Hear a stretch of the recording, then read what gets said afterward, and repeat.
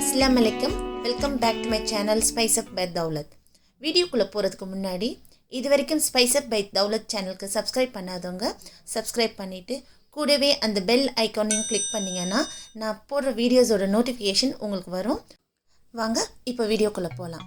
இன்றைக்கி புதினா சட்னி செய்கிறது எப்படின்றது பார்க்கலாம். இந்த புதினா சட்னி எல்லா டிஃபன் ஐட்டம்ஸ்க்கும் நல்ல ருசியாக இருக்கும். வாங்க இதுக்கு தேவையான பொருட்கள் என்னென்னன்றது பார்க்கலாம்.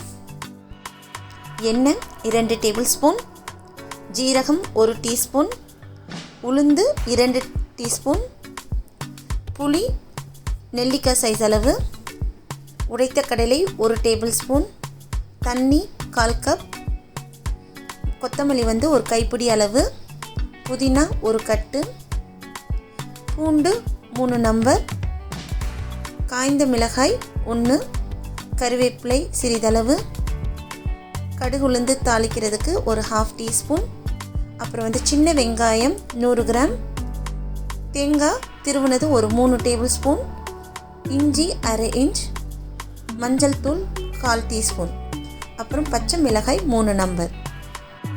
இப்போ நான் ஒரு கடாயை ஹீட் பண்ணி 2 டேபிள் ஸ்பூன் ஆயில் ஆட் பண்ணுறேன். இதில் இப்போ நான் ஒவ்வொரு இன்க்ரீடியன்ஸாக ஆட் பண்ணி நம்ம வதக்கி எடுக்கணும். ஃபஸ்ட்டு நான் ஜீரகம் 1 டீஸ்பூனை ஆட் பண்ணுறேன். அடுத்து 2 டீஸ்பூன் உளுந்து.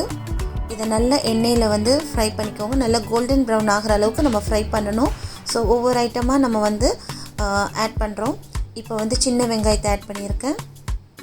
அடுத்து பூண்டு, அடுத்து இஞ்சி. ஸோ எல்லாமே கோல்டன் ப்ரௌன் ஆகிற அளவுக்கு நம்ம ஃப்ரை பண்ணி ஆகணும். பச்சை மிளகாய் அவங்கவுங்க காரத்துக்கு ஏற்ற மாதிரி ஆட் பண்ணிக்கோங்க. நான் இதில் ஒரு 3 பச்சை மிளகாய் எடுத்திருக்கேன். தேவைப்பட்டால் ஒன்று எக்ஸ்ட்ரா ஒன்று சேர்த்துக்கலாம். இதோட புளி ஆட் பண்ணி இது எல்லாத்தையும் நல்லா வதக்கணும். ஸோ நல்லா கோல்டன் ப்ரௌன் ஆகிற அளவுக்கு வதக்கிக்கோங்க. இதில் 1 கைப்பிடி அளவு கொத்தமல்லி ஆட் பண்ணுறேன். இதையும் நல்லா வதக்கிக்கோங்க. இப்போது புதினா 1 கட்டு புதினா கொஞ்சம் காம்போடே கிள்ளி எடுத்துக்கோங்க. வெறும் இலையை மட்டும் கிள்ளாதீங்க. காம்போடே கிள்ளினீங்கன்னா உண்மையிலே டேஸ்ட்டும் நல்லா இருக்கும். இதோட 1/4 டீஸ்பூன் மஞ்சள்தூள் ஆட் பண்ணி இதை நல்லா வதக்கிக்கிறேன்.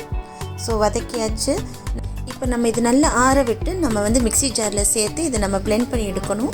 இப்போ பாருங்கள் நல்லா ஆறிடுச்சு.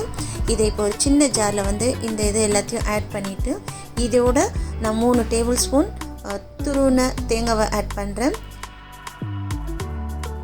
இதோட 1 டேபிள் ஸ்பூன் உடைத்த கடலை எடுத்து வச்சுருக்கதையும் ஆட் பண்ணுறேன். இப்போ நம்ம சட்னிக்கு தேவையான அளவு உப்பு ஆட் பண்ணலாம். நான் 1 டீஸ்பூன் அளவுக்கு உப்பு ஆட் பண்ணுறேன். இது ஒரு 1/4 கிளாஸ் தண்ணி ஆட் பண்ணி இப்போ நான் இதை கிரைண்ட் பண்ணிட்டு வரேன். கிரைண்ட் பண்ணியாச்சு. இங்கே பாருங்கள், இது இப்போ திக் கன்சிஸ்டன்சிக்கு இருக்குது. சில பேர் இது துவையலாக வச்சு கூட சாப்பிடுவாங்க. நம்ம இப்போ இது சட்னியாக தாளிக்கிறனால கொஞ்சம் வாட்டர் கன்சிஸ்டன்சி கொண்டு வரணுன்றதுக்காக நான் கொஞ்சம் வாட்டர் ஆட் பண்ணி மிக்ஸ் பண்ணியிருக்கேன். இப்போ நம்ம இதை தாளிக்கலாம்.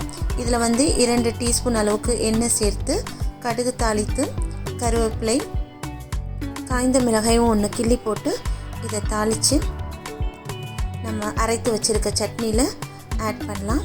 ருசியான புதினா சட்னி இஸ் ரெடி. இந்த சட்னியை நீங்களும் உங்கள் வீட்டில் ட்ரை பண்ணிவிட்டு எப்படி இருந்துச்சுன்னு உங்கள் கமெண்ட்டை என்னோட ஷேர் பண்ணுங்கள். அடுத்து ஒரு நல்ல ரெசிபியோடு உங்களை சந்திக்கிறேன். அன்டில் தென் பாய், டேக் கேர், அஸ்ஸலாமு அலைக்கும்.